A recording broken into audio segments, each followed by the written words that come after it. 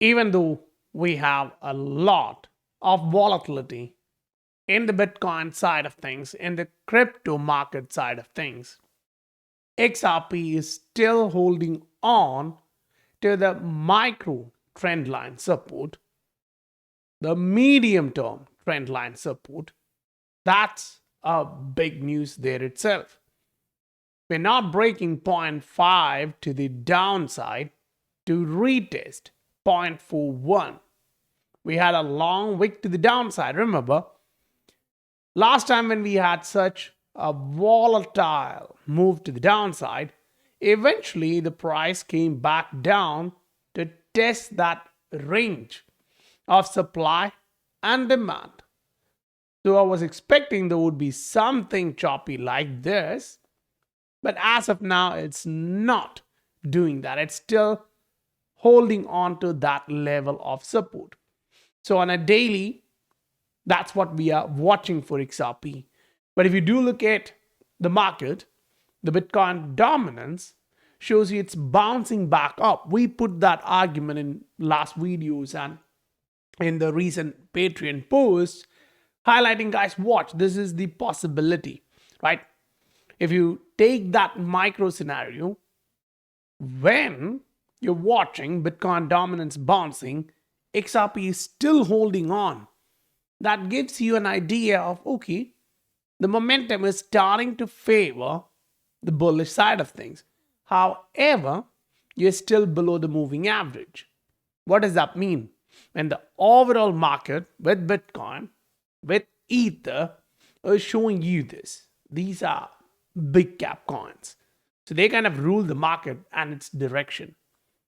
So if you have total altcoin market showing you it may drop 5%, what should you be expecting for this market fluctuation for the next week or two? Welcome to the Scientific Investor family, where the normal retail guys get to learn how to become the next top 10% of this world. We were looking through a lot of different assets over last 2, 3, 4 days. And we understood there is a lot of other assets showing you more and more of a FOMO kind of season entering there, which kind of highlights the fact at this break higher, a lot of these assets are about to go into that FOMO state. Now, even in the first 100, you're just watching. Some of them are coming out of the FOMO. Some of them are going through the FOMO. Even before they entered there, the SI family was well away of the situation there. Now, that's the large cap coins. You come to the large to medium cap, and you're watching the same. People, we called it out. Turbo, we called it out. ENS, it's just starting, but we already had our thought process there. Now, if you do look at others, there are few of these assets which are already trying to enter there. In a month, most likely they're going to go through that FOMO season. A 300% run up, a 500% run up. You are going to watch those happening in front of you. So to take benefit of those calls at the right time of this market cycle, use the link in the description below to reach the Scientific Investor family and get thousands of posts with accurate calling. Now let's actually jump into the price action side of things. XRP on a 3-day chart shows you this crystal clear. 2 candles to the upside, and that's a 3-day chart. So 6 days to the upside. Now, from there, you are literally doing another 5 candles to the downside. So 15 days, you are trying to push the price to the downside. However, you're not reaching 0.48 yet, which shows, okay, on a daily, there should be something changing. The moving average on a daily is now not going down. Now, for XRP, that itself is a positive change. It was not trending to the downside. It is now slowly saturating. Usually, what we get after that is a trend back to the upside. Can we do that this time? That's where you go on a 3-day chart. Yes, the daily, the MACD is crossing downside, but the 3-day, the MACD has crossed to the upside. Last time, after the MACD crossed to the upside, it still played out 10-15 days there before it took the next leg higher. If you go back before that, you'll again watch almost the same scenario.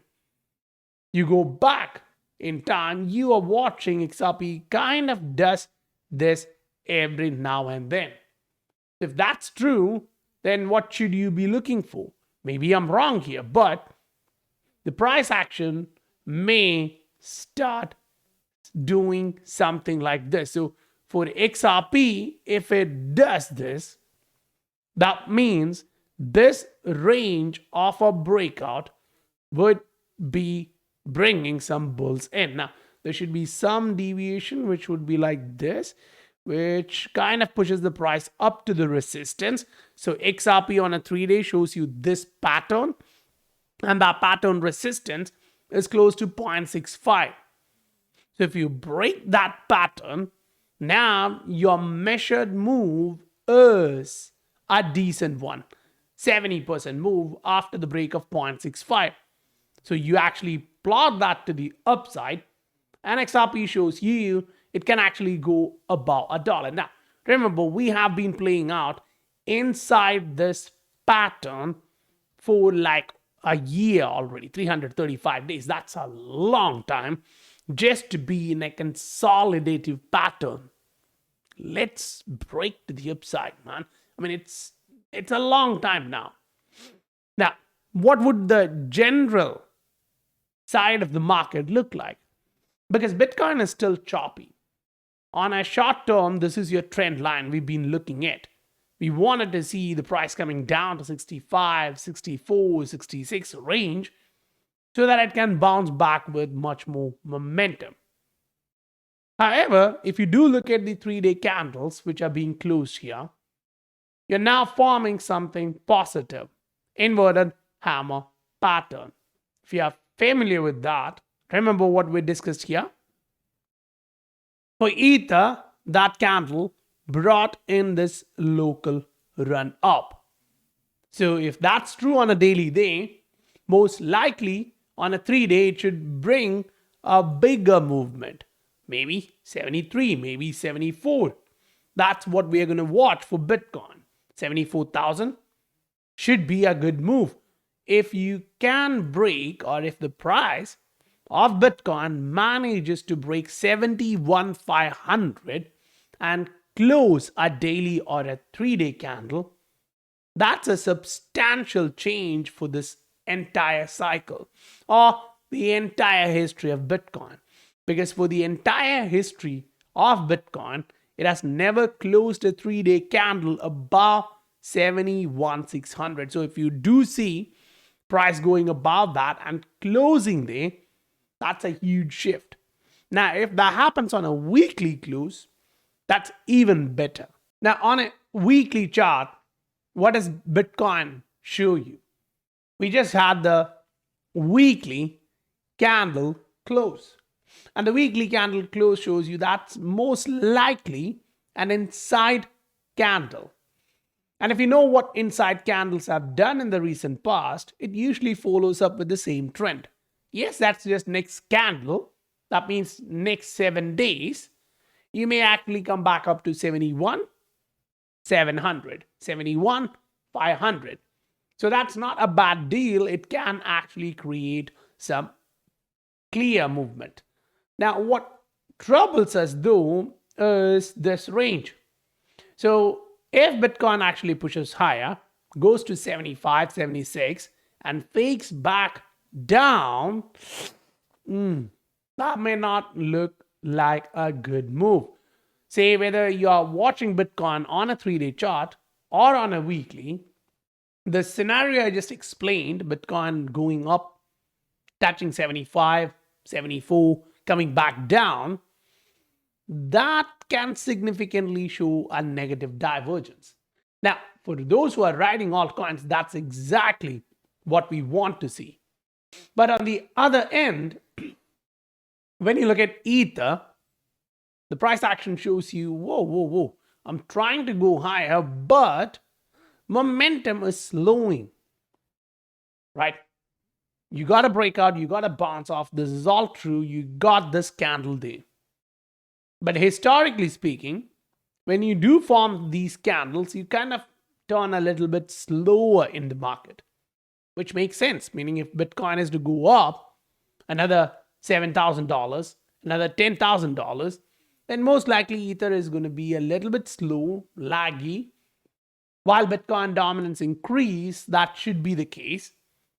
But you'll actually watch few assets following that market. If you look at this, even today you're watching some of these assets running up.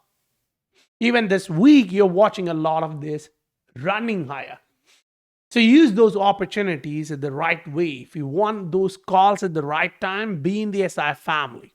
So guys, if you haven't smashed that like button yet, please consider doing that for me. I'll meet you guys on the next video. Bye for now.